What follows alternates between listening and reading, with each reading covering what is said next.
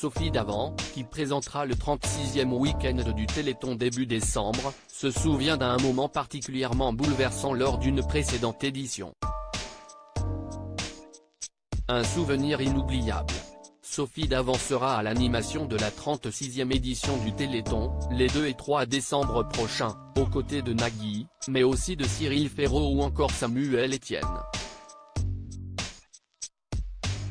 Voilà plus de 20 ans désormais que la présentatrice est à la tête de ce marathon télévisé afin de récolter les promesses de dons des Français, afin d'aider la recherche médicale. De nombreuses heures d'antenne à recueillir des témoignages parfois difficiles, et Sophie Davant ne cache pas, lorsque je sens monter une émotion, je la laisse aller et je la montre. Je suis un être humain comme les autres. Je mesure le combat des parents, la maladie au quotidien, tout ce que cela implique. Donc il m'arrive d'être aussi ému que les téléspectateurs, confie-t-elle à nos confrères de Télé 7 jours. Ce souvenir du Téléthon qui a marqué Sophie Davant. Mais, fort heureusement, certaines séquences sont aussi emplies d'une véritable joie.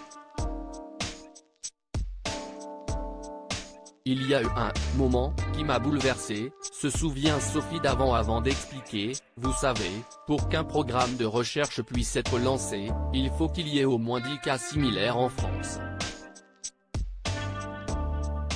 Je me souviens avoir animé une émission en fin de matinée avec une petite fille atteinte d'une maladie qui s'appelle la Cutilaxa.